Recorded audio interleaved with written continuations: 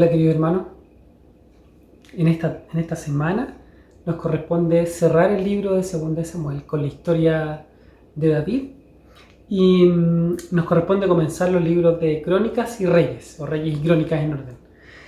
Si nosotros nos vamos a la última parte, con el profesor Ismael la semana anterior, en la clase última, él terminó de contar toda la historia principalmente política, militar de David.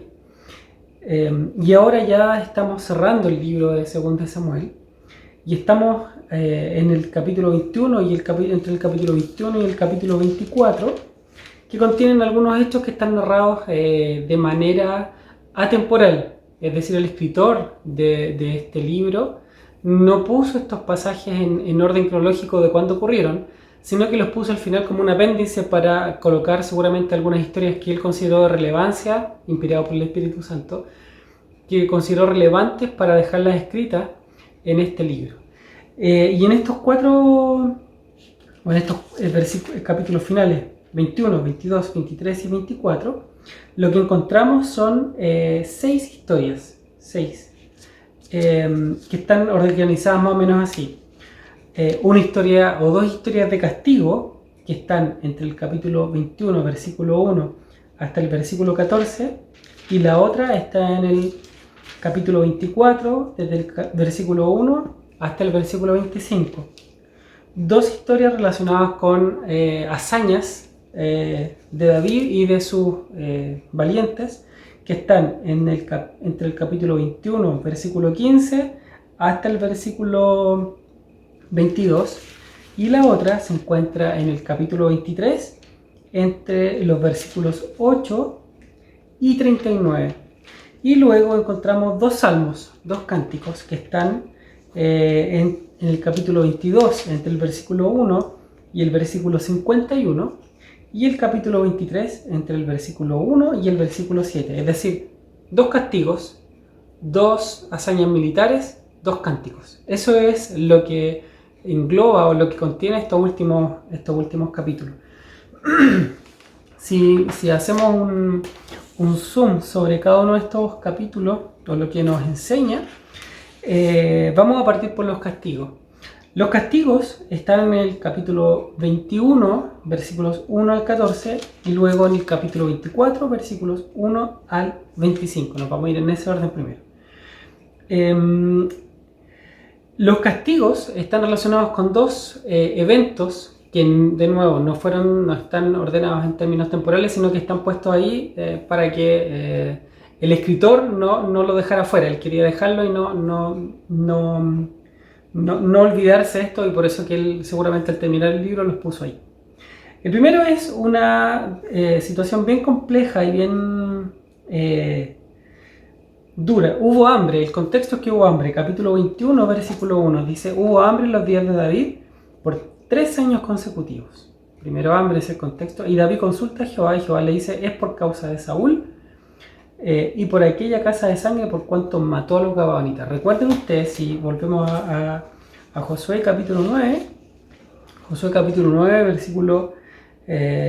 versículo 15, los gabaonitas se disfrazaron y engañaron a Josué. Josué y sus hombres no consultaron a Jehová en ese minuto, sino que hicieron directamente un pacto con estos gabaonitas, y el pacto decía así, capítulo 9 de Josué, versículo 15: y Josué hizo paz con ellos, y celebró con ellos alianza, concediéndoles la vida, y también lo juraron los príncipes de la congregación.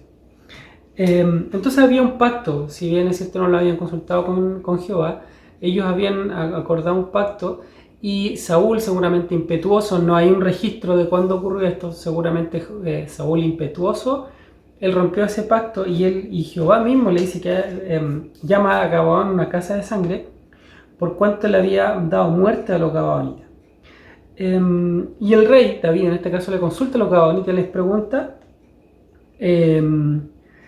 qué cosa podía hacer él para reivindicar la muerte y la masacre que había ejecutado Saúl sobre ellos. Y los gabaonitas le responden en el versículo 4: no tenemos nosotros querella sobre plata ni sobre oro con Saúl, no es un tema económico, le dicen, sino ni con su casa, ni queremos que muera ningún hombre de Israel. Y le dijo: lo que vosotros dijereis, les dijo el rey David, haré. Entonces ellos dijeron: de aquel hombre que nos destruyó, es decir, de Samuel, de Saúl, y que maquinó contra nosotros para exterminarnos, sin dejar nada de nosotros en todo el territorio de Israel. Versículo 6, dennos 7 varones de sus hijos para que los ahorquemos delante de Jehová en Gabaa de Saúl, el escogido de Jehová. Y el rey dijo, yo se lo daré. Aquí está el carácter de David. Tenemos que entender el contexto, tenemos que entender la situación en la que se estaba dando, pero David un poco lo que hace es comprometerse con estos gabonitas a quien le iba a entregar 7 varones de la familia de Saúl para que los gabonitas le dieran muerte. Y versículo 7 dice, perdonó el rey a Mefiboset.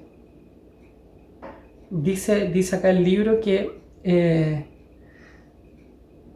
en el pacto que había hecho David con su amigo Jonatán estaba involucrada la familia de Jonatán. Por lo tanto, nos enseña que este hecho, lo tenía por acá, de que este hecho ocurrió antes de que David perdonara la vida de Mefiboset. Ya entonces acá estaba demostrando que él tenía la intención de perdonar a Mefiboset.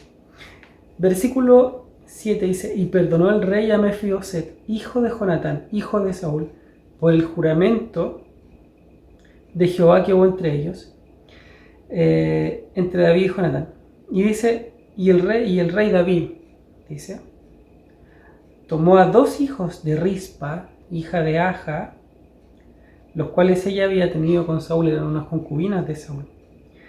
Armoni y Mefiboset, no el mismo del hijo de Jonatán, sino que era una concubina. Y 5 hijos de Mical, hija de Saúl, los cuales ella había tenido de Adriel, hijo de Barzillai. Aquí hay una corrección, un ajuste. La mujer, recuerden que Mical era estéril, la mujer de la cual se tomaron los hijos era Merari, seguramente había una Merab, que ella era la esposa de Adriel, entonces seguramente había alguna especie de concubinato ahí. Y los hijos de Merab fueron los que fueron tomados por David para ser entregados a los gabaonitas. Y los entregó a manos de los gabonitas, y los gabonitas los ahorcaron delante de Jehová. Y así murieron aquellos 7, los cuales fueron muertos los primeros días de la siega, al comenzar la siega de la cebada. Entonces aquí nos muestra que David tenía un carácter implacable también, a pesar de ser un hombre de Dios y un hombre que permanentemente, como vimos en las clases anteriores, él había mostrado un corazón dispuesto a perdonar, primero porque su corazón era así, segundo porque políticamente esto le daba mayor entrada y mayor aceptación o mayor cabida entre sus enemigos, a quienes lo miraban todavía un poco más medio distante. David permanentemente perdonaba a sus enemigos, pero en este caso él los entregó a estos varones para que fueran ahorcados, y fueron ahorcados.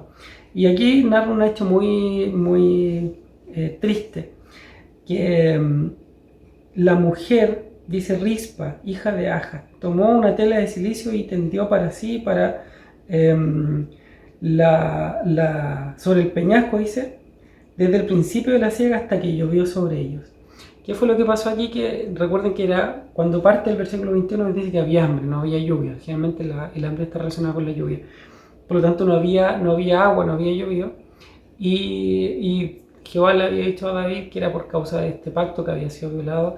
David le entrega estos 7 varones a los gabonitas los ahorcan y los dejan colgando ahí.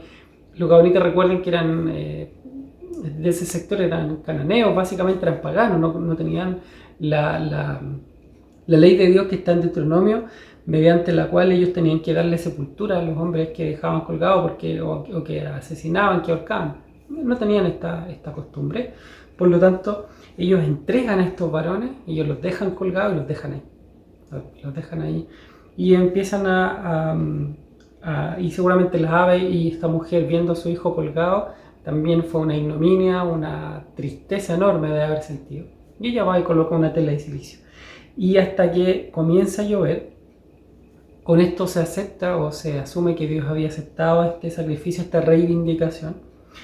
Y le avisaron a David lo que Rispa había hecho. Y David dice que fue y tomó los huesos de Saúl y de Jonatán que estaban ahí en Jabes de Galaad, por cuanto habían sido robados, dice. Y llevó los huesos de Saúl y de Jonatán y los recogieron junto con los de los ahorcados. Aquí demuestra, a pesar de que hubiera sido macabro, a pesar de que parece medio extemporáneo y medio duro como fue el comportamiento de David en este minuto, él en este punto muestra misericordia y él permite que los 7 varones que fueron ahorcados producto del pecado de Saúl sean enterrados junto con Saúl. Y esto permite que la tierra sea reivindicada, que haya nuevamente lluvia y haya alimento en la tierra. Bueno, ese es el primer castigo. El segundo castigo nos vamos a saltar a Samuel 24, 2 Samuel 24. Nos dice: volvió a encenderse la ira de Jehová contra Israel. Fíjense aquí lo relevante y cómo vemos la soberanía de Dios, cómo opera, cómo actúa. El pueblo de Israel de alguna forma había pecado. No nos dice qué había ocurrido con Israel, solamente nos dice que volvió a encenderse la ira de Jehová contra Israel por algún motivo. Y dice que Jehová incitó a David a que hiciera un censo. Fíjense lo extraño y cómo opera la soberanía de Dios. Aun cuando en Crónicas, en 1 Crónicas 21.1, si ustedes van a ese pasaje, se van a dar cuenta que el historiador, o el que escribe las crónicas, en 21.1, dice lo siguiente: pero Satanás se levantó contra Israel e incitó a David a que hiciese censo a Israel. Y acá dice: volvió a encenderse la ira de Jehová contra Israel e incitó a David. Dice que Dios incitó a David para que hiciese un censo. Bueno, lo que podemos entender complementando los dos relatos es que Dios usa a Satanás a pesar de ser enemigo suyo, pero está siempre bajo el poder de Dios. Por lo tanto, solamente Dios lo incitó a través de una insinuación de Satanás que seguramente entró atacando al ego, seguramente atacando la vanagloria y el ego, el yo mismo, el amor propio de David, y lo incitó a hacer un censo. Vemos entonces que Dios incita este castigo. Dios ya quería castigar a Israel. ¿Y cómo lo castiga? Permitiendo, fíjense lo extraño aquí, incitando a que David cometa otro pecado. Eso es un poco lo que nosotros tenemos que entender, cómo Dios opera y su soberanía y sus designios se cumplen de las formas que nosotros no entendemos, y cómo Dios opera de la manera en que nosotros no entra en nuestro razonamiento. Bueno, aquí dice que Dios quería castigar a Israel, pero incitó a David a que hiciera este censo. Bueno, hay un censo desde cuando la Biblia dice desde Dan hasta Berseba, es desde el norte hasta muy al sur. Se hace el censo, se cuenta, y aquí hay una pequeña discusión. Joab le dice a David, versículo 3: añada Jehová tu Dios al pueblo 100 veces, tanto como son, y que lo vea mi señor el rey. Mas, ¿por qué se complace mi señor en hacer esto? ¿Por qué quiere hacer esto el rey? ¿Qué de bueno le encuentra el rey hacer esto? Bueno, prevaleció la voluntad de David como rey. ¿Qué es lo malo de hacer un censo? ¿Qué es lo que nos dice nuestro hermano Pablo Hoff en el libro?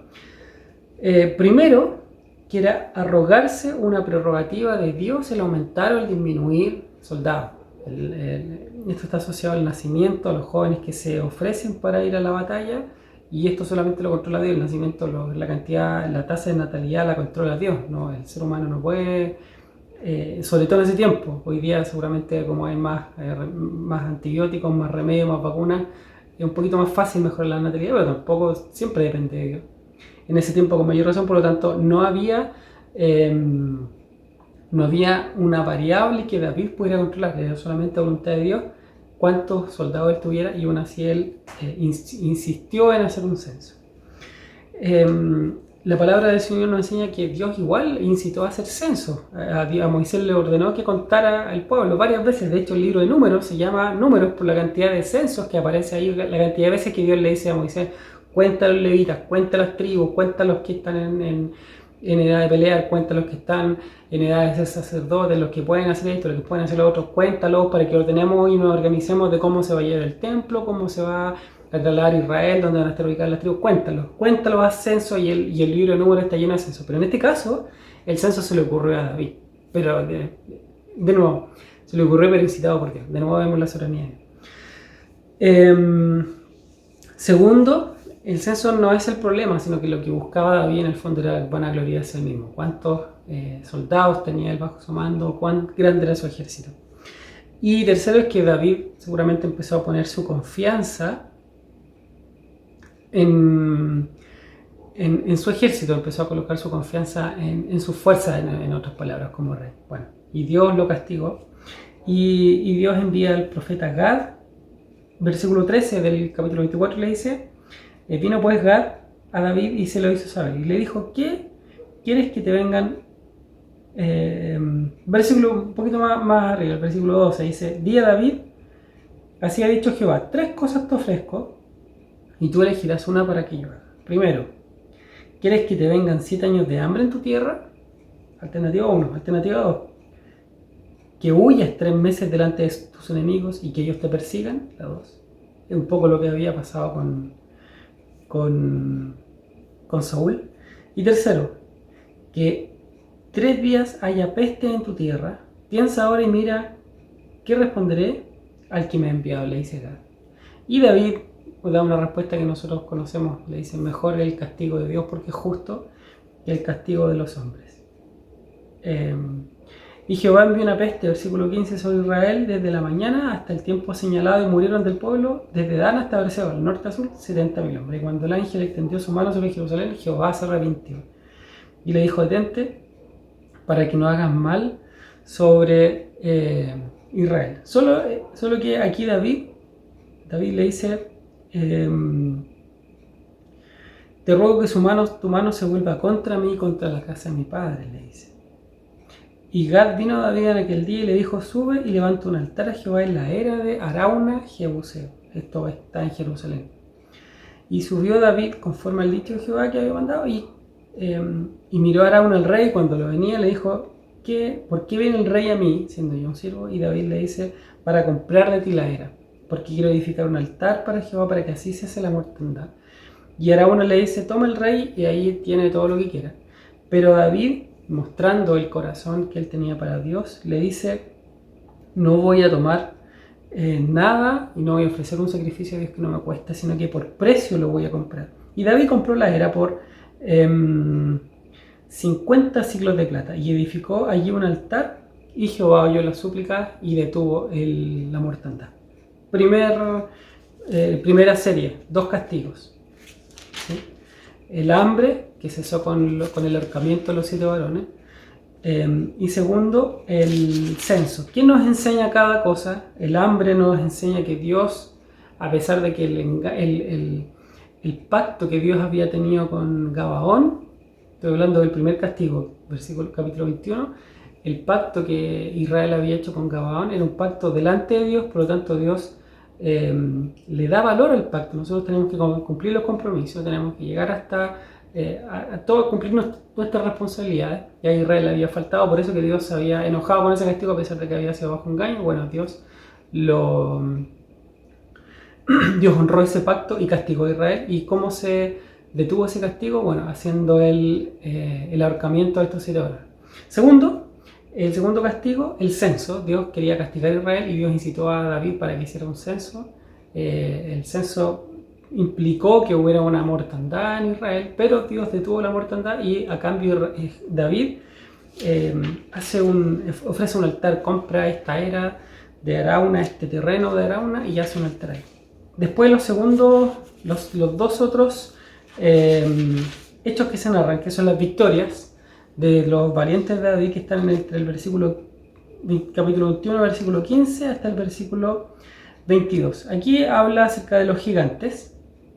Y aquí lo relevante en este párrafo es que habían varios gigantes en la tierra y que aquí se narra cómo los hombres de David eran muy valientes y pelearon contra distintos varones. Aquí se habla de Goliat en el versículo 23, Goliat geteo, pero podemos entender que esto es el hermano de Goliat, o bien que había un segundo gigante de nombre Goliat.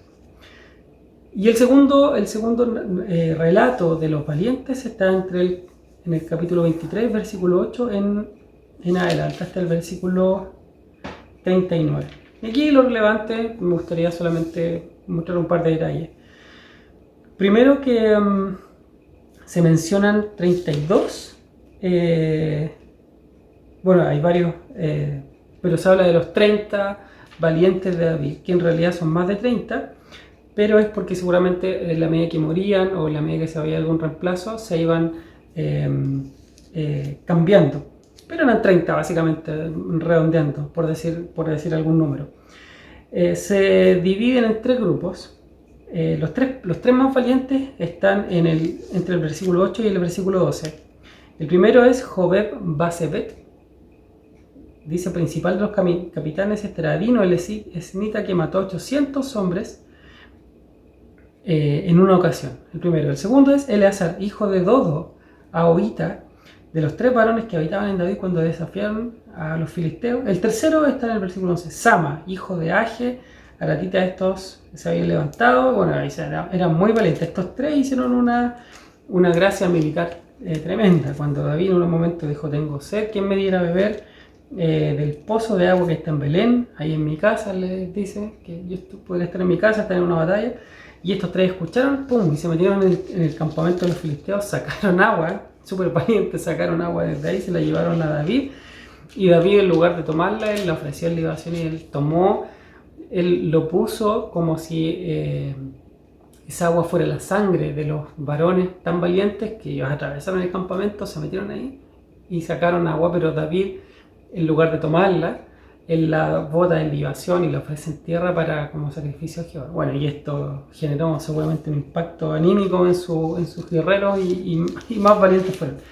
Después hay un segundo grupo, o que son dos, pero que no eran iguales. Fíjense que el primero está en el versículo 18, Abisai, hermano de Joab, y el versículo 20 nos habla de Benaía, hijo de Joiada.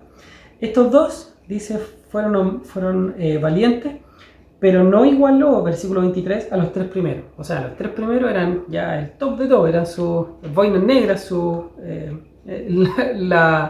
la policía, los boinas negras, que yo no conozco el nombre del ejército, pero eran la élite, los soldados de élite que tenía David. Después venían estos otros dos, Abisai y Benaía, y después venían los otros 30 que están de ahí para abajo. El versículo 24 en adelante habla de los otros 30. Y fíjense que en los 30, el versículo 39, aparece Urías.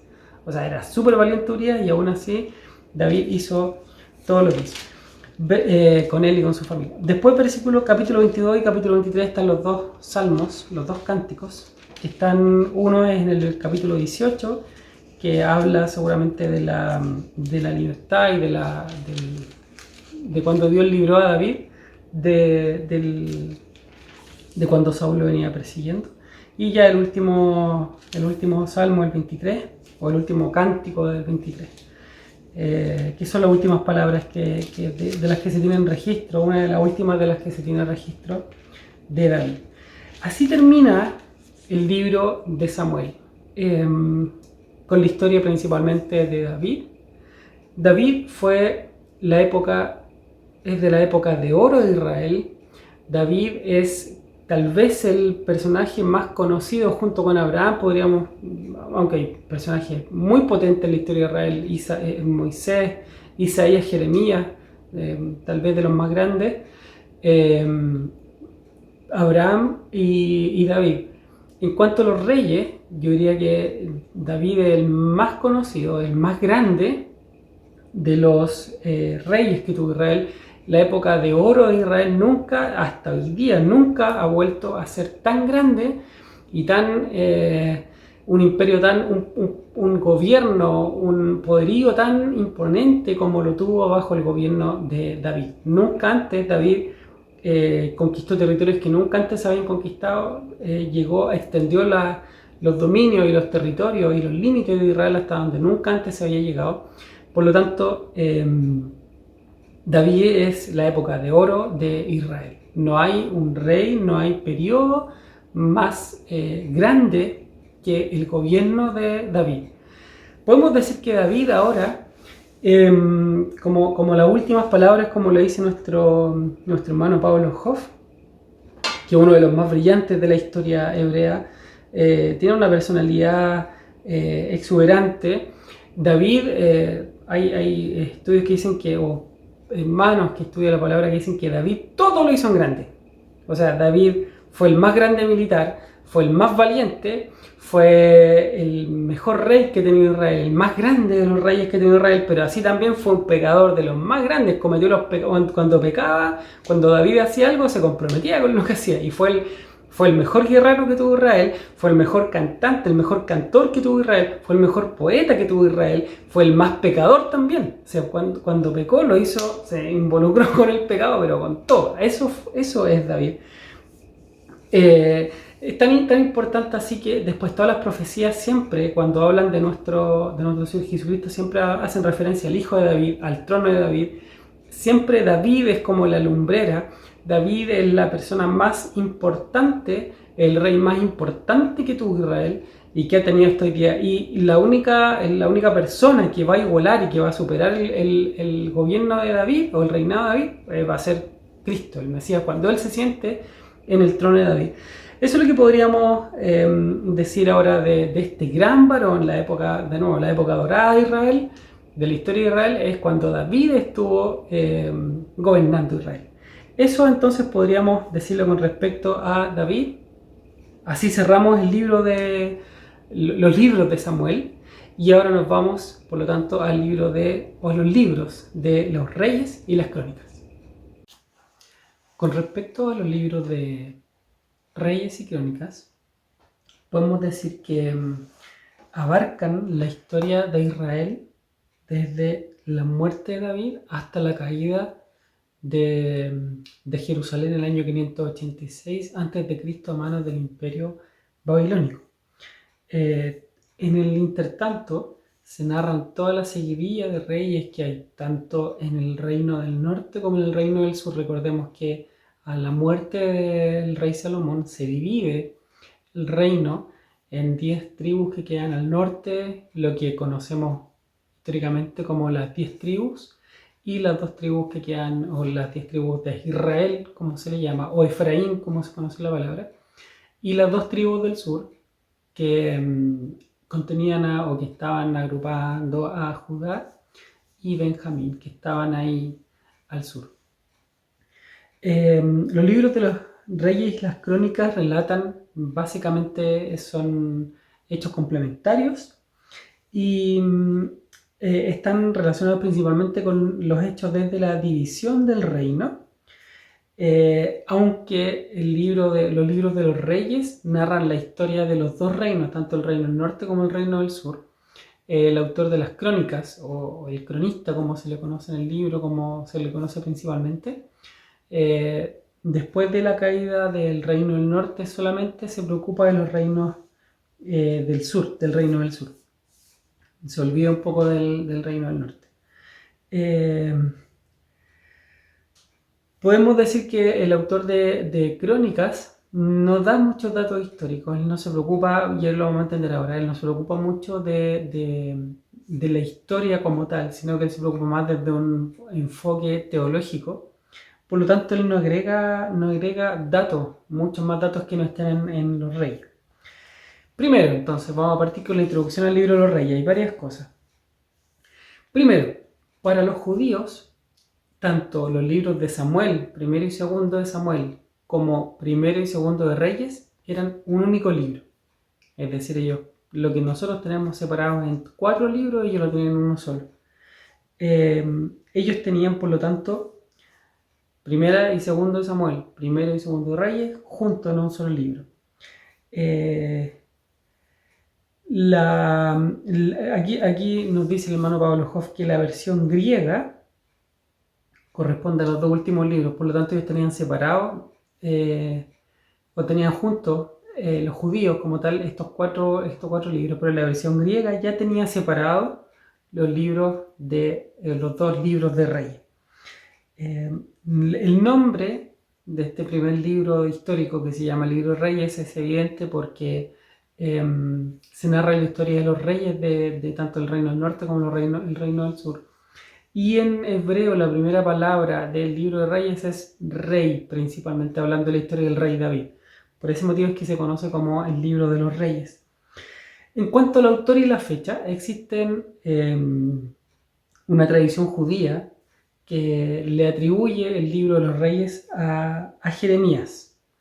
Parece una historia bastante atrayente y parece muy bonito que fuera autor Jeremías. Sin embargo, existen algunas contradicciones históricas con respecto a esto. Y es primero que ¿por qué se cree esto? Porque aparentemente el autor del libro de Reyes estaba en Babilonia en el minuto en el que se escribió el libro. Al parecer él estaba en Babilonia, digamos, como esclavo. Estaba deportado en Babilonia cuando se escribió este libro. Recordemos que este libro el libro de los Reyes termina con la deportación y liberación de Joaquín por los babilonios en el año 561 a.C., que es de los últimos reyes, no del último, pero es de los últimos reyes del Reino del Sur. Y hasta ahí llega, es la última mención que se hace. Y en este periodo, en el año 561, Jeremías no estaba en Babilonia, sino que Jeremías estaba en Egipto. Entonces el primer argumento en contra de Jeremías como autor del libro de los Reyes es que Jeremías, en el periodo en el que se escribió, si asumimos que fue escrito en Babilonia, por el estilo y todo, vamos a encontrarnos con la contradicción de que Jeremías estaba en Egipto y no estaba en Babilonia. Y el segundo problema es que Jeremías tendría más o menos 86 años, por lo tanto estaría en una edad que para ese tiempo, hoy día alguien que tiene 86 años ya es complicado, pero en ese tiempo sobre todo no habría tenido ni la lucidez, ni el recuerdo seguramente, ni el apoyo para haber escrito un libro tan extenso, que abarcara tanto periodo de tiempo. Por lo tanto, esos son dos argumentos súper potentes para echar por tierra la teoría de que el autor del libro es Jeremías. Por otro lado, en el libro de Reyes no se menciona el decreto de Ciro, que es del año 539, que permite el regreso de los cautivos desde Babilonia a Jerusalén. Entonces, dado esto, es probable que el libro haya sido escrito en un periodo anterior a esto, es decir, entre el 562 y el año que es la mención que se hace al rey Joaquín, y el año 539, que es cuando se firma el edicto para el regreso de los expatriados que están en Babilonia. Eso con respecto al autor. Por lo tanto, Jeremías no puede ser. Concluimos, o se concluyen los historiadores, que tiene que haber sido alguien de la escuela de Jeremías, que alguien que seguía su estilo, alguien que escribía como él, pero no Jeremías.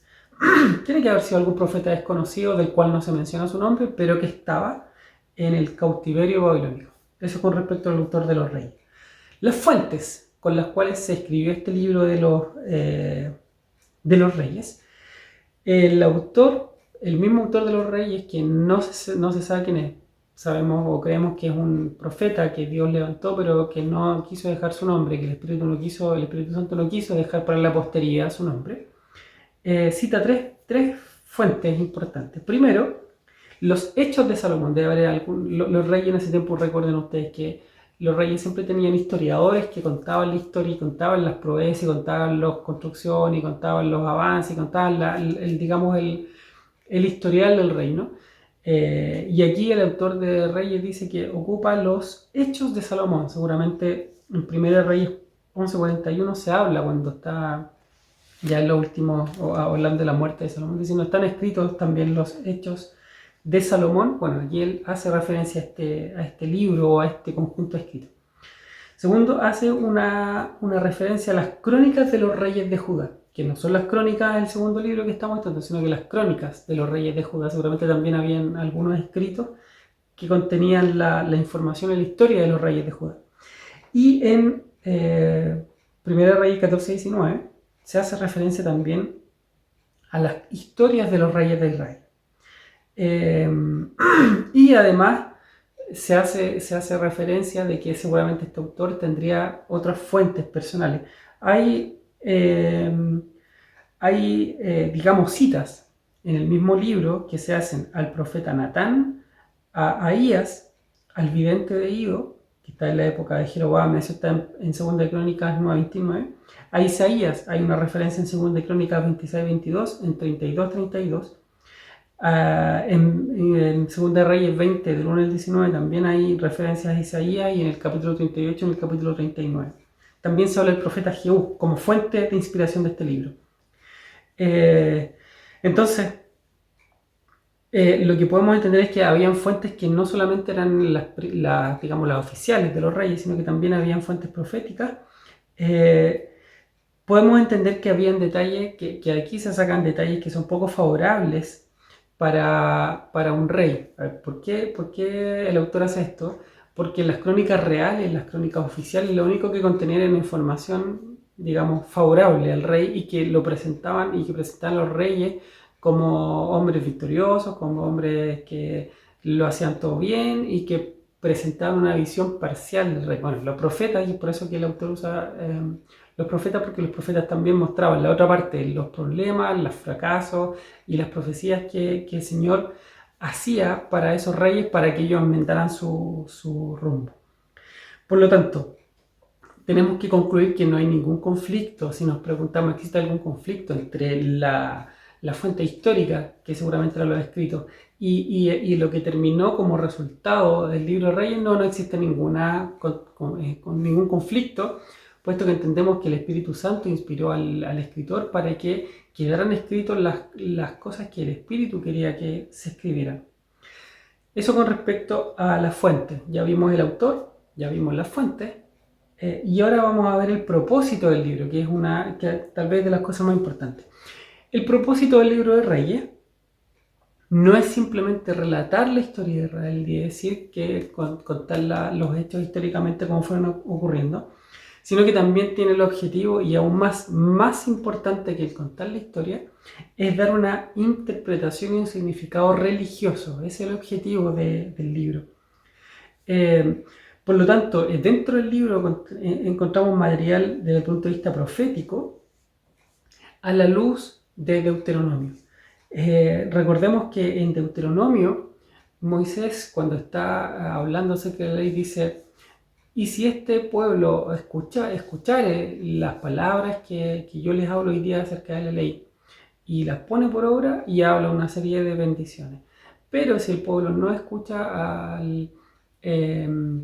no sigue la ley de Dios, y no escucha a los profetas, y no escucha lo que Dios demanda de ellos, van a haber una serie de maldiciones y de castigos que Dios iba a ver. Bueno, el escritor de Reyes lo que hace es contrastar ese discurso, esa predicación de Moisés, esa profecía de Moisés, con respecto a el devenir de la historia de Israel. Y él dice, bueno, por cuanto Israel no logró en su mayor parte de la historia, no logró obedecer a Dios, ahora Dios lo castiga. Y vemos que todo el devenir de la historia, todo lo que ocurre, el transcurso histórico de Israel, está en función de esa interpretación, de lo que en Deuteronomio se escribió como el camino que Israel tenía que seguir para vivir de manera bendecida de parte de Dios, versus lo que hizo realmente, que fue alejarse del camino del Señor.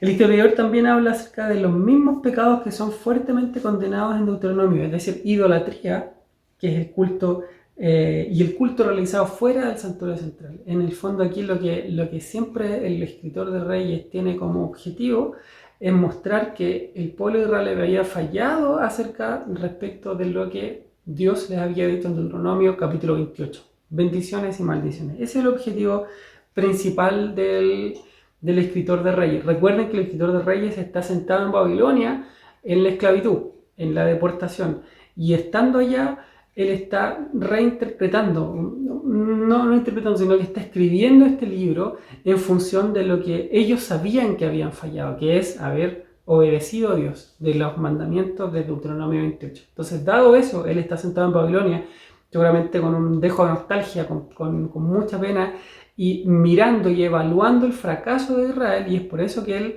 se para en ese parámetro, en ese contexto de Deuteronomio 28 y comienza a escribir el libro. Y ahí encuentra, como les decía, dos errores. Primero, idolatría. El pueblo falló y a lo largo del libro lo que vemos siempre es un eje de idolatría y de fallarle a Dios, de no obedecer al Señor y de apartar el culto del lugar en el que Dios lo había destinado. Es por eso que un poco se hace una pregunta retórica. Los judíos que estaban en Babilonia cautivos podrían preguntarse por qué Dios permitió que el pueblo fuera destruido de esta manera. Es la pregunta que cruza durante todo el Antiguo Testamento. Si nosotros miramos, por ejemplo, a Habacuc se hace la misma pregunta. ¿Por qué Dios permite que el pueblo sea castigado de esa manera por un pueblo pagano? ¿Por qué Dios permite? Y a lo largo de toda la historia vemos por qué Dios, o de toda la historia de Israel, la gente se pregunta siempre por qué Dios permite que el pueblo de Dios sea castigado, y la respuesta está porque ellos habían dejado a Dios. Y de hecho en 2 de Reyes capítulo 24, versículos 2 al 4, se indica que el pueblo se había llenado de todo tipo de pecado. Y en Ezequiel también hay una revelación por ahí por el capítulo 8 que dice que, capítulo 7, capítulo 8, capítulo 9, por ahí habla de que el pueblo había cometido, incluso los sacerdotes habían cometido toda especie de pecado, incluso en el templo. Por lo tanto, se cumplen al pie de la letra todas las advertencias y todas las profecías de los hombres levantados por Dios, de los profetas. Y por lo tanto, el único camino, que quiere concluir el autor de Reyes, que el único camino para volver a la restauración es volverse a Dios. ¿Cuál es el método? Cuarto punto. ¿Cuál es el método que el escritor escribe? El escritor lo que hace es colocar la historia en paralelo, tal como va transcurriendo entre el reino del norte y el reino del sur. Eso es lo que él hace, el reino del norte y el reino del sur. Y escribe la historia en paralelo, mientras qué pasaba en el reino del norte versus qué pasaba en el reino del sur. Recordemos que el reino del norte, bueno, ahí lo vamos a ver en clase siguiente. El reino del norte son las 10 tribus que fijan su capital en Samaria, y el reino del sur son las 2 tribus que fijan su capital en Jerusalén, que esta ciudadela o esta ciudad que David había capturado, que antes se llamaba Jebús, y que era inexpugnable para los israelitas que estaban instalados allí en la tierra prometida, y que nadie había logrado capturar salvo David, que fue lo que vimos en clases anteriores.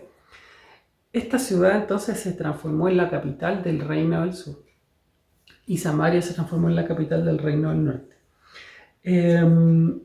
Cada reinado son tratados como una unidad independiente, tanto el reino del norte como el reino del sur, desde su comienzo hasta su final, con las caídas correspondientes para Samaria, que es el reino del norte, con la caída frente a los asirios, y el reino del sur con la caída frente a los babilonios.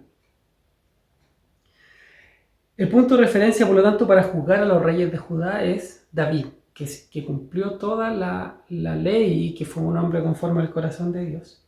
Y el estándar o el medio de comparación, la línea de comparación para el reino del norte es Jeroboam, que fue un rey idólatra y que partió siendo un rey, un reino pecador. Por lo tanto, vemos que siempre la historia del reino del norte está asociada a idolatría, a pecado, a falla, a dejar la ley de Dios. Siempre se muestra al reino del norte, o se muestra de parte del reino del norte, que todos los reyes fallaron, todos los reyes se desviaron. En cambio, el reino del sur hay algunos reyes que sí hicieron lo correcto delante del Señor.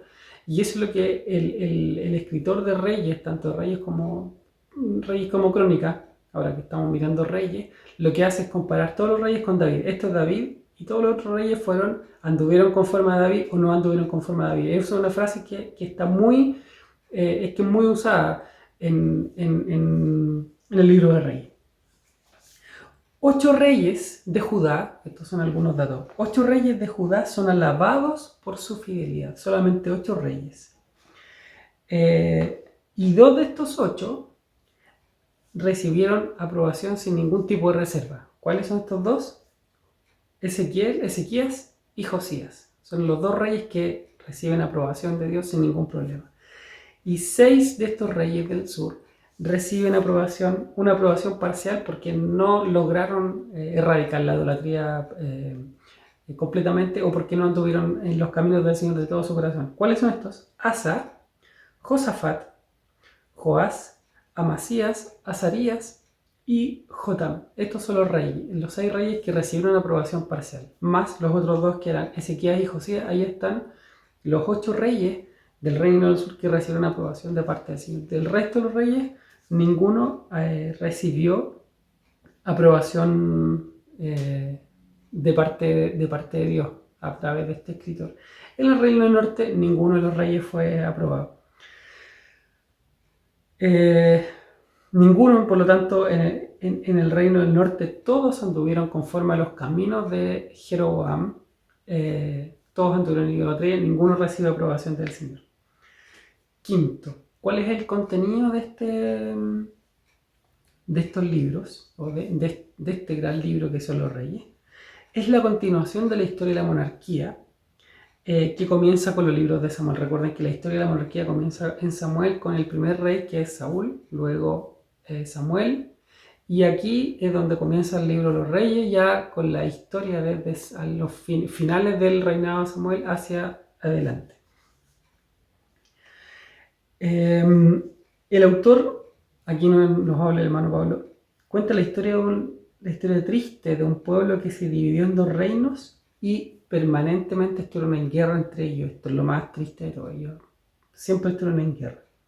Recuerden que ya desde la venida de Egipto habían divisiones, ya existió una guerra civil entre Israel y los benjaminitas. Por ejemplo, ¿se acuerdan cuando se identificaban por la forma de decir Chibolet? Bueno, ya es una historia larga de división que traen entre ellos, y que llega al punto culmine al final del reinado, o ya habiendo muerto el rey Salomón, cuando se divide el reino. Y allí siempre estuvieron peleándose entre ellos, haciendo lo mismo. De hecho, llega a tanto la odiosidad entre ellos, que en los tiempos de Jesús, siendo los mismos judíos en el reino, o israelitas del norte con capital en Samaria, judíos en el reino del sur con capital en Jerusalén, en el tiempo de Jesús, judíos y samaritanos no se llevaban, se odiaban, se consideraban como inmundos unos con otros, siendo lo mismo. Bueno, esto nació en este periodo, al momento de la división. En esta época, por lo tanto, de crisis espiritual, Dios de todas maneras está hablándole a su pueblo y levanta hombres y mujeres líderes, hombres principalmente, los profetas, para hablarle a los reyes y al pueblo para que se vuelvan a Dios. Los 2 reinos terminaron con una deportación, es decir, con una captura violenta de su ciudad, y con un traslado de sus habitantes a otros países. Uno, el reino del norte, terminó frente a Siria, y el reino del sur terminó frente a Babilonia.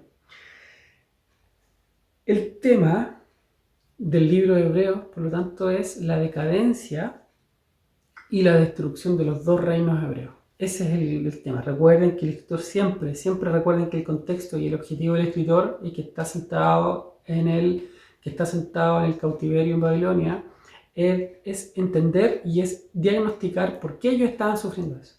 Y él, en el fondo, lo que dice es: el pueblo fracasó, el pueblo fue destruido porque dejamos la ley de Dios.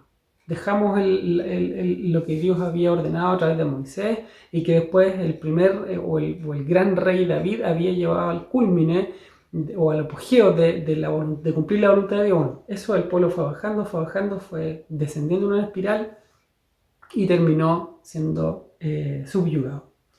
El bosquejo. Aquí esto es muy interesante. El libro de Reyes tiene 7 bosquejos. 7. El primero es el reinado de Salomón. que está en el capítulo, entre los capítulos 1 y capítulo 11. Aquí se habla del ascenso de Salomón, del comienzo del reinado de Salomón, luego la construcción del templo, que ocupa un punto importante, y la magnificencia del templo, cómo se ve el reino. Entonces aquí el primer periodo del reinado de Salomón, que es cuando se logra el máximo apogeo de Israel, en el entendido de que Salomón no conquistó más territorio, más reino que lo que había hecho Samuel. Sin embargo, Salomón le agregó lujo, le agregó suntuosidad y le agregó sabiduría. Recordemos que Salomón fue bendecido parte de Dios con sabiduría, por lo tanto el apogeo del reino se da en el periodo de Salomón. Y después termina con la decadencia de Salomón, ahí en el capítulo 11 de Primera de Reyes. Luego viene la segunda división, que es la división propiamente tal del reino, y ahí comienza a hablarse de la historia paralela o sincrónica de los dos reyes. Primero en el reino del norte Jeroboam, y en el reino del sur Roboam, hasta Omri y Asa. Eso es lo que se habla en el primer libro o en el libro de los reyes. Existe aquí, en la división del reino, por lo tanto, existe un cisma político y un cisma religioso, o sea, se dividen completamente. Y aquí se habla de los reyes de Israel, que es el reino del norte, desde Jeroboam I hasta Omri. Esto está en Primera de Reyes 13:1, Primera de Reyes hasta Primera de Reyes 14:20 y luego del 15:25 hasta el 16:28. Esta es la división del reino del norte. Y los reyes de Judá desde Roboam hasta Asa, entre Primera de Reyes 14 hasta Primera de Reyes 15 más o menos. La tercera parte se enfoca en uno de los reyes y uno de los pasajes más conocidos de parte de nosotros, que es la situación o el conflicto entre Acab y Elías. Acab, el profeta, el peor rey. Elías, un profeta enviado por Dios. Y ahí habla acerca de tres sucesos importantes: la lucha de Elías con los profetas de Baal, se habla de los sucesos de Acab, y después se habla de Ocosías y la situación con Elías. Recordemos que el escritor de Reyes lo que busca es darle un contexto religioso y dar una interpretación moral y religiosa a la situación que está viendo el pueblo. Acab, si nosotros leemos, vamos a ver que él fue un rey próspero en lo material y en lo político. Sin embargo, fue un fracaso espiritual, y es por eso que nosotros entendemos que el enfoque que le da el escritor del libro es para dar una explicación a por qué Israel está o Judá en este caso está en cautiverio. Después la cuarta edición habla de Eliseo, se enfoca principalmente en Eliseo, en su aparición sucediendo Elías, después la victoria sobre Moab, habla de algunos milagros, las guerras sirias y finalmente la muerte de Eliseo. Quinta división del libro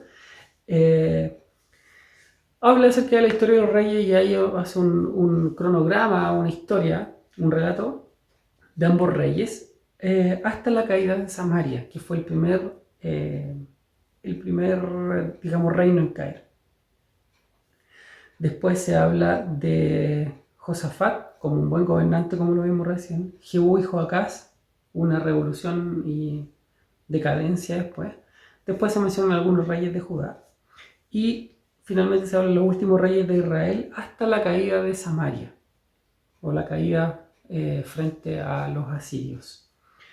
Y la última división, la sexta división del libro, en los últimos tiempos ya finalmente de Judá hasta llegar al año 586 a.C., con la destrucción de Jerusalén por parte de Babilonia. Se habla de Ezequías, ahí nos cuenta la historia del rey Ezequías, este famoso rey que recibió la profecía de Isaías de que iba a morir y le pidió algunos años más. Bueno, aquí está la historia de Ezequías. Después se habla de dos reyes impíos muy malos en el reino del sur, que son Manasés y Amón, que fueron descendientes de Ezequías. Después se habla de la reforma de Josías, que fue de los últimos reyes sino el último rey que anduvo la voluntad del Señor. Y finalmente el triunfo de Babilonia y la caída de Jerusalén. Eso es por el lado de Reyes. Reyes sigue un orden histórico y lo que busca es dar una interpretación teológica, religiosa al fracaso y al problema del cautiverio que tenía Israel. Ahora nos vamos al libro de las Crónicas, porque dijimos que lo vamos a ir viendo en paralelo.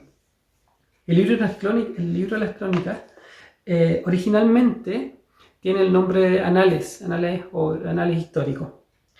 Y formaron también un solo volumen, así como, para que nos vamos haciendo la idea, así como los Reyes eran un único libro, Primera y Segunda Samuel, Primera y Segundo Reyes, eran un único libro, así también las Crónicas Primera y Segunda eran un único libro en la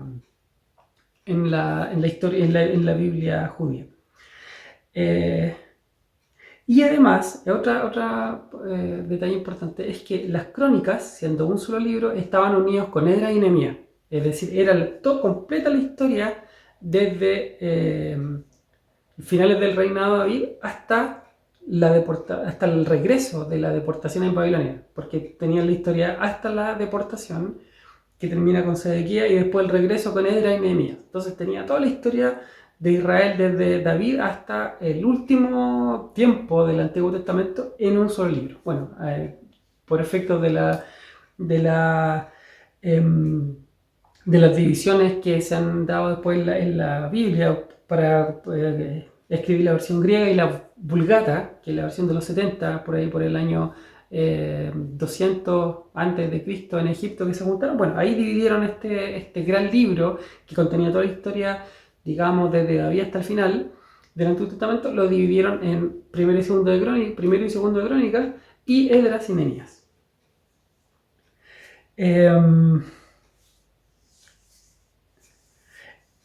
Esto lo hicieron así porque varios autores creían que, en forma errónea, el autor y el propósito del libro era escribir cosas que se habían omitido en los libros de Samuel y en los libros históricos de Reyes. Y ellos pensaban que eran cosas que el escritor de Reyes se les había olvidado. Y es por eso que para los judíos el libro de las Crónicas se llama Paralipómenos, que es como, entre paréntesis, esto significa cosas omitidas. Es como que en el libro de Reyes se les olvidó, omitieron algunas cosas y las pusieron acá, todo lo que faltó lo pusieron en Crónica. En realidad no es el objetivo. No es el objetivo del libro. No es una repetición, sino que es otro enfoque. Aquí lo vamos a ver al tiro. Más que cualquier otro libro del Antiguo Testamento se usan registros oficiales de Israel. Aquí el libro de las Crónicas sí es ceñido bastante a la historia oficial que estaba contada en Israel. Eso respecto al título. Entonces, en el Antiguo Testamento, para los judíos era un solo libro que se llamaba Crónicas o Anales. El autor, segundo punto, autor y fecha. También, al igual que los Reyes, se desconoce quién es el autor. Sin embargo, hay algunos estudiosos que por la forma de escribir, por la literatura y por los análisis, esto se hace desde la escritura original, no es tan fácil de analizar, y después de varias lecturas para entender un poco la forma, han llegado a la conclusión de que este libro lo escribió Esdras. Por lo tanto, tiene sentido. Podría ser, a diferencia del libro de los Reyes, que no es Jeremías, aquí pareciera ser que tiene mucho sentido que el libro completo, primera y segunda de Crónica, Esdras y Nehemías, lo haya escrito Esdras por el tiempo ya del regreso, a diferencia de Reyes, que Reyes fue escrito en el cautiverio, estando en el cautiverio. Crónicas fue escrito ya de vuelta, ya habían pasado los 70 años, ya habían pasado todos los problemas y ya habían regresado a Jerusalén. En ese minuto es cuando se escribió el libro de Crónicas, en ese momento. Por lo tanto, si creemos que fue el regreso, es muy probable que haya sido Esdras o alguien que seguía la escuela de Esdras en términos de la escritura, en términos de lo que él estaba haciendo. Por ahí por el año 400 a.C., ya casi al final del Antiguo Testamento. Al parecer puede ser Esdras o alguien que estaba cerca de Esdras, pero no lo sabemos, solamente creemos que fue escrito hacia el final y que contenía solamente un único gran tema. Tercero, la ocasión y el punto de vista de este libro. Esto es importante. Fíjense que en el caso de los reyes, el objetivo del escritor es dar una demostración o dar una explicación mientras estaba en el cautiverio de por qué Israel había fracasado. Bueno, este libro también habla un poco de lo mismo, complementa esta explicación, este diagnóstico histórico de por qué Israel había sido subyugado, pero el escritor estaba de vuelta, ya como les dije anteriormente, no estaba en Babilonia, sino que ya estaba en Jerusalén de nuevo. Y aunque el pueblo, en ese minuto, históricamente el pueblo ya estaba de vuelta en su país, la situación política era súper distinta, porque antes del cautiverio eran una nación, era un reino, había un rey en Israel que dirigía y políticamente eran independientes, era una nación independiente. Al regreso ya no eran independientes, al regreso ya ahora habían sido conquistados, por lo tanto ahora ya dependían de un imperio que los subyugaba y a quienes ellos tenían que rendirle pleitesía. Ya no eran ellos independientes, sino que ahora dependían de otro imperio. Por lo tanto, ahora ellos ya no eran independientes, a pesar de que tenían cierta independencia, pero en realidad no eran independientes. La vida entonces de los expatriados, de los que regresaron ahora, si bien es cierto, ellos cometieron muchos errores, lo que podemos destacar es que Dios lo que quería, el castigo principal, si pudiéramos decirlo de alguna forma, el castigo principal por el cual Dios castigó a Israel, o el pecado principal por el cual Dios castigó a Israel y se lo llevó cautivo a Babilonia, y lo castigó de esa manera tan dura, fue por la idolatría. Al regreso de eso, Israel llegó depurado de eso. Ya no fueron nunca más fueron idólatras. Y ahora se fueron al extremo y ahora eran completamente seguidores de Jehová, de su religión, de su forma de vivir y de las ordenanzas que Dios les había dado. Por lo tanto, se centraron en el templo, se centraron en los rituales, se centraron en la ley mosaica. Puesto que el autor de este libro lo que tiene en mente es que para que Israel volviera a ser una nación importante y pudieran ser restaurados como habían sido antes del cautiverio, era volverse a Dios. Sin embargo, la historia, como les decía anteriormente, la historia de ellos siempre apuntaba a que tenían un problema y que siempre estaban fracasando. Por lo tanto, Dios los castigó, los llevó a Babilonia, los depuró, los limpió y ahora llegó un pueblo cero idolatría. De hecho, en este periodo, aquí en paréntesis, en este periodo es cuando nacen, poco antes entre el año 400 y el año 200 antes de Cristo, es cuando nacen las famosas corrientes que eran súper ritualistas y súper cuadradas, súper apegadas a la ley y que le dan una explicación casi legal a la palabra, a la ley mosaica. Y aquí es donde surgen los fariseos, los saduceos, los herodianos, como se llamaba, porque eran hombres que se habían pegado ya a la ley, ya no querían más idolatría, ya habían sido limpiados de eso, ya habían aprendido la lección, y ahora es cuando nacen esta corriente. Por lo tanto, ahora ellos ya habían aprendido su lección y ahora sabían que tenían que servir a Jehová. Por lo tanto, el punto de vista del cronista o del autor de las crónicas es más bien sacerdotal.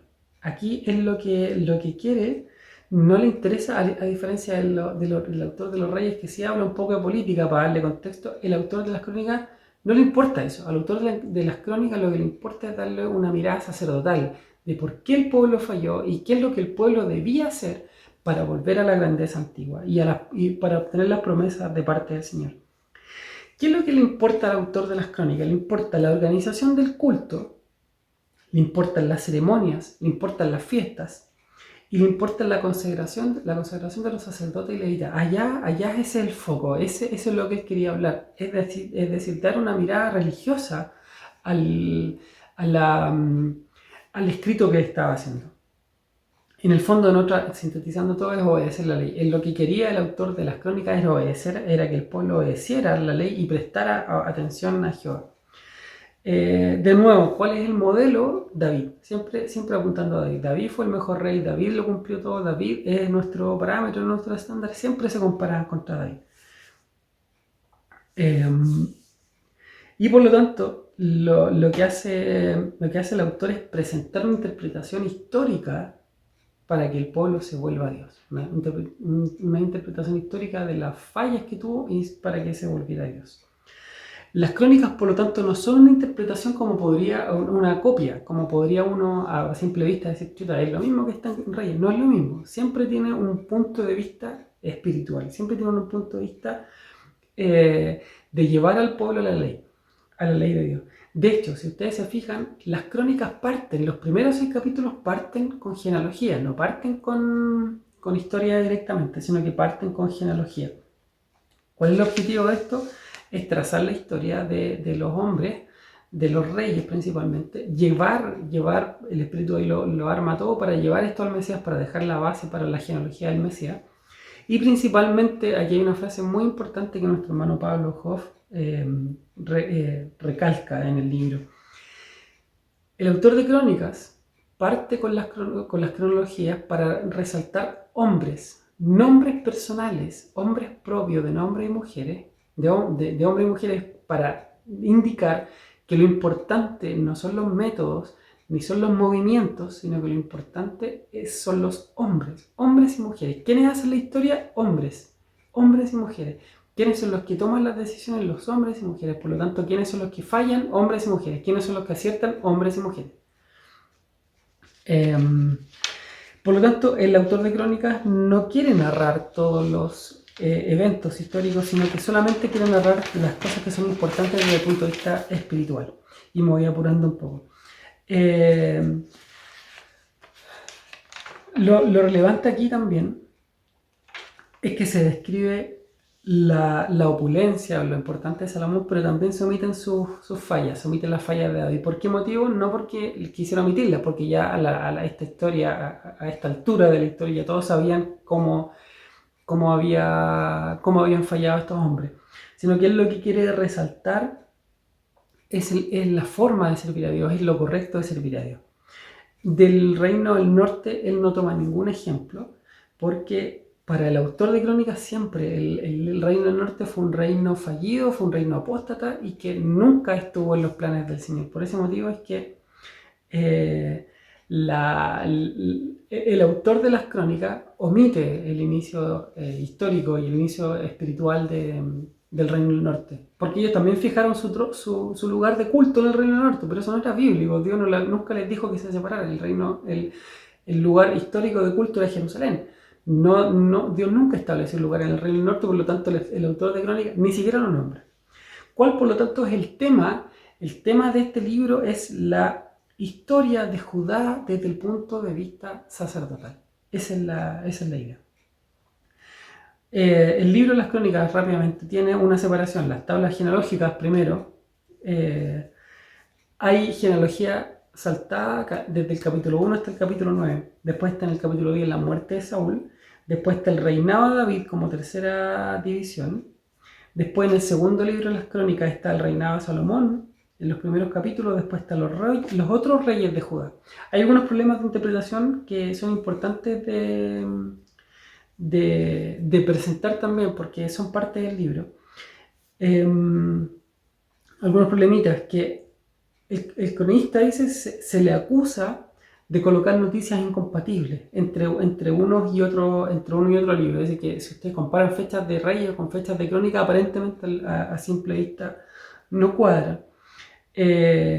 Lo otro es que aparentemente se omiten las faltas de los reyes David principalmente y Salomón, pero no es que quiera omitirlas, sino que él quiere resaltar lo bueno y la forma de servir a Dios. En el entendido que los pecados de estos hombres ya eran ampliamente conocidos, no es que le quisiera ocultar. El escritor de Crónicas, por lo tanto, es más teólogo que historiador, va más por ese lado. Él quiere dar una interpretación pastoral, una interpretación religiosa a la historia. Otro punto es que se ha atacado por la veracidad histórica de este libro, por cuanto hay algunas cifras y fechas que no concuerdan primero con el historial y con Reyes, ni con la historia, con los datos históricos. Pero esto principalmente lo podemos atribuir a formas distintas de contar, es decir, la forma de llevar la contabilización de ciertos números de personas, de ciertos hechos, de ciertos años, también hace que no sea exactamente cuadrado. Y lo otro es por error de copista, principalmente hombres y mujeres que tenían que transcribir. Bueno, ahí hay algún tipo de error. Sin embargo, en años recientes hay estudios o hechos arqueológicos que han dado como por sentado y se han comprobado algunos hechos que estaban escritos en este libro y que aparentemente tenían algún grado de error. Por lo tanto, principalmente este libro da una interpretación espiritual. Como resumen, ¿en qué difieren las divisiones de los libros de los reyes y de las crónicas? Primero los reyes eran primero y Samuel, primero y segundo rey, todos juntos. Las crónicas eran un solo libro, un primero y segundo, que además tenían Esdras y Nehemías. Recuerden que el autor de Reyes no puede ser Jeremías, primero por un tema de edad y segundo por un tema de que no está ubicado físicamente en Babilonia, que es donde creemos que se escribió este libro, sino que estaba en Egipto en el momento de la escritura. Por lo tanto, el autor tiene que haber sido algún profeta que está desconocido. ¿Qué sabemos de este profeta que escribió Reyes? No sabemos mucho. Bueno, y así hay varias otras preguntas, como por ejemplo, ¿cómo podemos creer que las fuentes de inspiración del libro de los Reyes y las Crónicas son bíblicas? Es porque el Espíritu Santo usó precisamente aquellas fuentes que eran necesarias y aquellas que contenían la información necesaria para que el pueblo siempre tuviera una mirada pastoral y una mirada religiosa de lo que estaba pasando con su historia. Bueno, eso es respecto de las introducciones a estos dos preciosos y maravillosos libros. Ahora nos vamos a ir ya con el detalle, con los primeros capítulos de estos preciosos libros. La primera división del libro de los Reyes está relacionada con el reinado de Salomón. El reinado de Salomón se describe entre los capítulos 1 y capítulo 11 de Primero de Reyes, del libro Primero de Reyes. Aquí podemos decir así en general que Israel llegó a su apogeo como nación en este tiempo. Todos los grandes imperios de la historia han tenido una época dorada. España, por ejemplo, tuvo su época dorada por ahí por el siglo XIV, XV, con el descubrimiento de América, cuando Cristóbal Colón llegó a América y empezaron a llegar un montón de conquistadores. Holanda tuvo su época de oro en el siglo XVII, cuando dominaron el mundo, los navegantes, aparecieron grandes pintores. Qué sé yo, Francia con la época donde Napoleón Bonaparte conquistó prácticamente toda Europa. Inglaterra en el siglo XIX, principio del siglo XX, cuando dominaron casi todo el mundo los ingleses. Todos los países o los grandes imperios han tenido su época de oro. Bueno, en la época de oro de Israel fue este periodo con Salomón.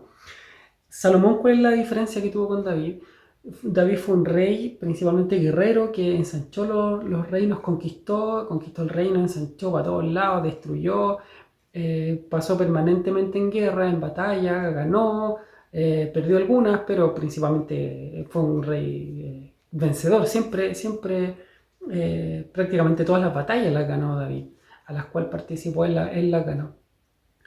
Y Salomón, por el contrario, es un rey que nunca estuvo en la batalla, que siempre estuvo en palacio, rodeado de lujos. Por lo tanto, él tenía otra manera de pensar. David era un hombre humilde, que venía del pueblo, que era un pastor de ovejas, que Dios lo levantó, pero que siempre estuvo en la batalla, siempre estuvo transpirando, siempre estuvo metido ahí, siempre estuvo en el campo de batalla, siempre estuvo afuera. Salomón siempre estuvo en el palacio, siempre estuvo rodeado de lujo, rodeado de todo tipo de cosas que un príncipe puede tener. Bueno, por ese motivo es que el reino, si bien es cierto, Salomón no fue un rey de batalla, él expandió en términos de lujo y en términos de sistema administrativo. Salomón organizó un sistema administrativo, organizó impuestos, organizó toda una burocracia para que el aparato gubernamental funcionara, organizó el Estado, puso cargos, organizó, qué sé yo, inventó funciones, creó tareas distintas. Entonces organizó el reino y lo hizo una máquina, digamos, para que funcionara de manera perfecta. Lo transformó, si bien es cierto, David conquistó y destruyó a los enemigos y asentó perfectamente a Israel. Lo que hizo Salomón fue darle el tinte ya más de un imperio y lo transformó en una máquina, en un engranaje, en un reloj perfecto para que funcionara y para que fuera un país estable. Eso fue lo que hizo el rey Salomón, si podíamos resumirlo con alguna idea. Su gobierno, el reino de Salomón, se asemeja al reinado milenial que está descrito en Isaías capítulo 2, capítulo 10 también está por ahí. Cuando se habla, capítulo 7, capítulo 9, cuando se habla del reino milenial del Mesías, bueno, es muy parecido a lo que se vivió en tiempos de Salomón. Salomón principalmente cosechó los beneficios y todos los trabajos y todas las batallas que había ganado David, su padre. Floreció también en comercio, estableció relaciones comerciales con Tiro, con Sidón, con Egipto, con un montón de lugares. Estableció relaciones diplomáticas también con otros países. Por lo tanto, era un apogeo. Estaba Israel en su mejor, de hecho fue su mejor momento histórico, por cuanto él cosechó y estableció una dirigencia a partir de lo que había hecho su padre David. El ascenso, que lo vemos en el primer libro de Reyes, capítulo 1:1, hasta el capítulo 3, versículo 2. Comienza esto con una rebelión de Adonías, de su hermano. Adonías era un hermano de él, un medio hermano mayor. Casi a la muerte de David, cuando ya estaba muy ancianito, David todavía no había dicho quién era su sucesor. Si bien es cierto, le había revelado ya a Salomón que él iba a ser su sucesor. Él no lo había dado a conocer a todo el resto del pueblo. Por lo tanto, había cierto vacío ahí. La gente no sabía quién iba a ser el rey. Por lo tanto, esto le dio pie a Adonías para que él intentara usurpar el trono. Adonías era el cuarto hijo de David. Y él intentó, después de la muerte de Absalón, y el tercer hijo era Kileab, el tercer hijo de David, perdón. Aparentemente también había fallecido, por lo tanto no es mencionado en ninguna parte. No se menciona si Adonías sabía lo de la elección de Salomón. Sin embargo, Adonías de todas formas él quiso usurpar el trono. Y aquí debemos recordar en el capítulo 1 de Reyes, primero, versículo 6, dice: su padre nunca le había entristecido en todos los días con decirle: ¿por qué haces así? Y aquí hay una enseñanza para todos nosotros, ustedes y nosotros y yo. Aquí nuevamente vemos el patrón de que un gran hombre de Dios, para el pueblo, servicial para el pueblo, falla en su casa. Esto es súper importante que lo veamos. Le pasó a David, le pasó a Isaí, perdón, le pasó a Elí, el profeta Elí, falló con su hijo.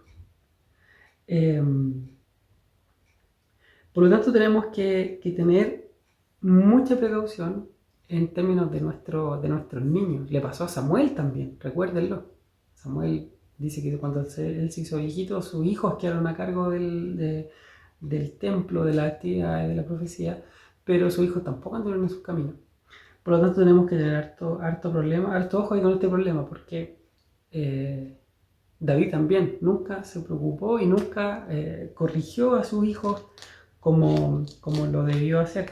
Adonías era un hombre muy petulante, era un hombre también, un príncipe. De hecho, eran príncipes que le gustaba la suntuosidad, el lujo y ostentar, y él andaba con 50 hombres a caballo para establecer y para mostrar su poder. Bueno, cuando su padre enfermó, Adonías quiso tomar el trono, y para esto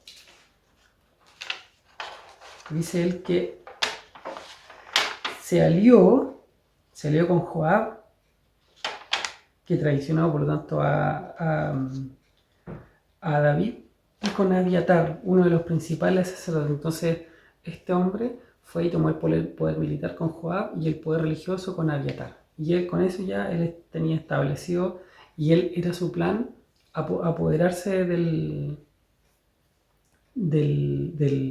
trono de Israel.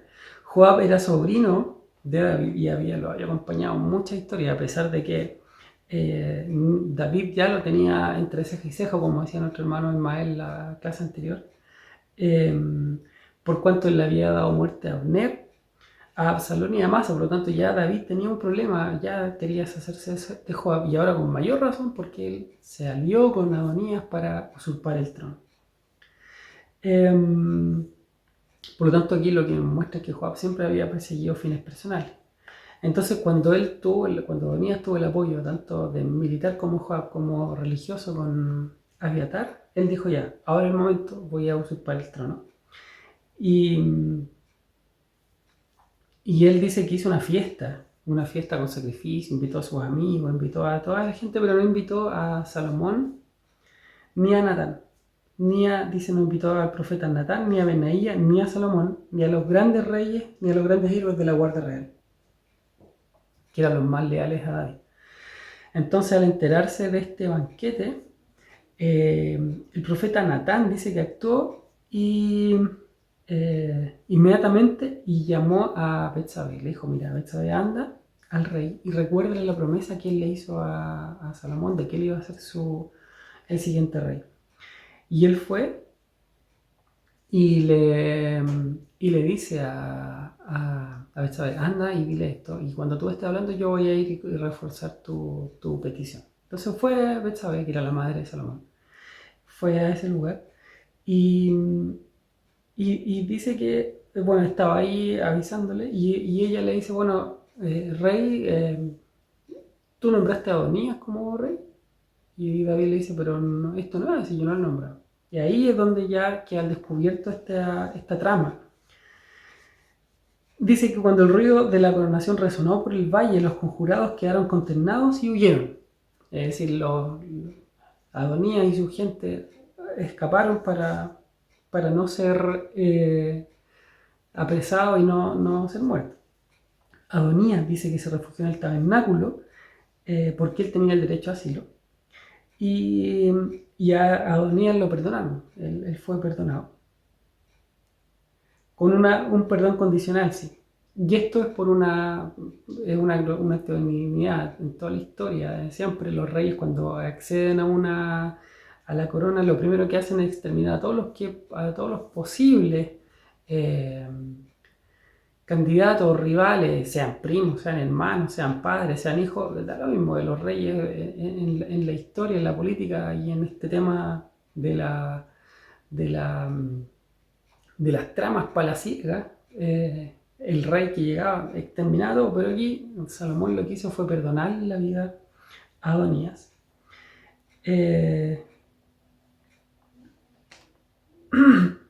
Y finalmente Salomón es ungido y él toma el reinado. Aquí también aparecen las últimas palabras, el último consejo de David a Salomón. Básicamente el último consejo es que primero tenía que servir a Dios, que la única forma de que él pudiera ser exitoso y tener un gobierno firme, un reinado duradero, y que sus hijos también, y que la descendencia siguiera siendo parte de este reinado, era que sirvieran a Dios. Y lo segundo que le dice, le dice que guarda la ley de Moisés y que era la única forma de servir a Dios y que pudiera establecer su reino. Y también le da digamos, algunos consejos. Le aconsejó que le diera muerte a Joab y a Simei. David no quiso castigar a Joab por cuanto había sido fiel con él. Y a Simei tampoco quiso castigarlo aunque le había maldecido. Pero David consideró que Salomón, su hijo, no estaban sujetos a ese juramento. Por lo tanto, le dijo, a esos dos tienes que ajusticiarlos, tanto a Joab como a Simei. Y una vez que él hizo esto, cuando él sacó a estos dos varones, a Joab y a Simei, ya el reino estaba prácticamente consolidado. Ya ahora sí era un rey en toda propiedad y sin ningún otro distractor y sin ningún otro elemento político que pudiera eh, desestabilizar su reinado. Y finalmente, eh, entre el capítulo 2, versículo 13 y el capítulo 3, versículo 2, dice que Salomón solidifica, ya establece formalmente su reino. Aquí fallece, aquí está la muerte de David. Y Salomón toma el reino ya con mano firme. Y él, primero, como les decía recién, lo que primero hizo fue eliminar los peligros de sedición. Y el primero que ejecutó, y ahora fue Adonías. Ya, aquí no se salvó. Por lo tanto, dice que había un resentimiento de Adonías contra Salomón, pero aquí, para afirmar su reino, lo extermina, a pesar de ser su hermano, pero ya había dado muestras de que él tenía el potencial de levantar, de hacer un golpe de estado, de hacer una revuelta contra él, por lo tanto lo ajusticia. ¿Por qué lo ajustició? Porque él quería acercarse a una de las mujeres, a una concubina ahí, y es por eso que él fue ajusticiado por traición. Después destituyó a Abiatar, que era el sacerdote este que se había unido con Adonías, también lo destituye por haber precisamente apoyado a Adonías, y así estableció el dominio principalmente de su monarquía. Y aquí vemos algún problema, porque principalmente el sacerdocio era un ente independiente del reinado, y que tenía el objetivo de ser la conciencia de parte de Dios, la palabra de parte de Dios para el rey. Y aquí se siente un precedente mediante el cual el rey, que era el poder político, interviene sobre el poder religioso, que era el sumo sacerdote, y esto después generó un problema porque de aquí en adelante nunca más, en la historia de Israel, nunca más los sacerdotes volvieron a decirle la realidad a los reyes, y si vemos las profecías, si vemos Isaías, si vemos los falsos profetas, todos le decían bien, bien, bien, sí, sí, está todo bien al rey, porque tenían miedo de que el rey actuara como actuó Salomón, de quitarle a su sacerdote, por el motivo que fuera. Y es por eso que nunca más, de aquí en adelante, los sacerdotes perdieron su independencia para poder enseñar y para poder corregir al rey. Bueno, eso ocurrió desde este punto. Y es por eso que ahora Dios levanta ya no el sacerdote, la figura que estaba antes, sino que ahora levanta profetas, otros profetas que hablan a Dios. Joab y Simei, por lo tanto, fueron ejecutados a la orden de Salomón. A Joab, como asesino, dice que no le correspondía la protección del altar, de acuerdo a una ley que estaba en Éxodo 21:14. Pero dado que fue un general fiel a David durante su vida, él fue sepultado en su propia casa. Y con la muerte ya de Simei, se quitó el último vestigio, lo último que venía del linaje de Saúl desde ese tiempo. Y el reino de Salomón queda firmemente establecido ya de aquí en adelante. Salomón solamente empieza a crecer. Otra forma mediante la cual Salomón afianzó su gobierno fue mediante relaciones matrimoniales. Él se casó, él tuvo muchas esposas y se casó con otros reyes. Principalmente llamó la atención al casarse con la princesa de Egipto.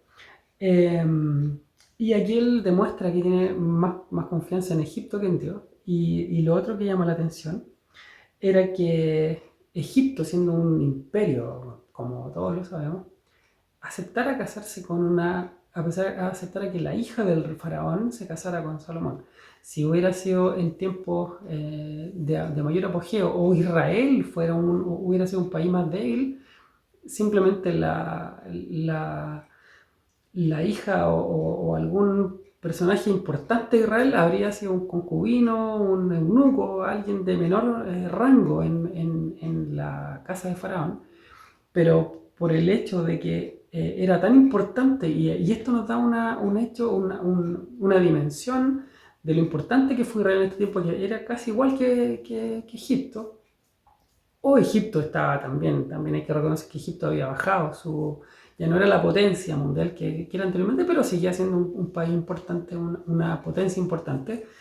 Y nos habla de la importancia que tenía Israel al Estado, al estatus al que llegó de ser homologable con Egipto. Bueno, el rey Salomón se casó con la hija de Faraón para aumentar su poderío en términos de las alianzas. Así que, bueno, con eso estableció su reino y de ahí en adelante Salomón comenzó a reinar y comienza la historia ya propiamente tal de Israel con Salomón como rey. Bueno, esta ha sido mi clase, nuestra lección bastante larga esta semana, pero como ustedes han visto, el hecho de abarcar 2 libros es bastante información. Estudien, lean harto, seguramente van a tener que escuchar esta clase varias veces, escucharla y repetirla porque hay como harta información, pero es un libro, son 2 libros maravillosos, es una historia muy maravillosa y es clave entender la historia del Antiguo Testamento, principalmente la historia de los 2 reinos, para después que nosotros tengamos claro y podamos interpretar correctamente y entender por qué se dicen las cosas que se dicen y ocurre lo que pasa en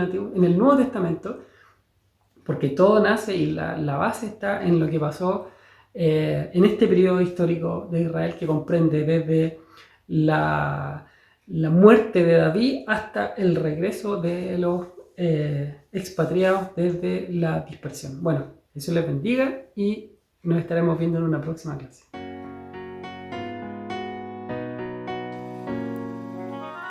Esta fue una producción de la Iglesia Evangélica de Dios Pentecostal de Conchalí. Le invitamos a seguirnos cada jueves en nuestro culto en línea a través de Facebook y cada domingo a través de nuestro canal YouTube. Para más información, visite nuestro sitio evangelica.cl. Que nuestro amado Dios les bendiga.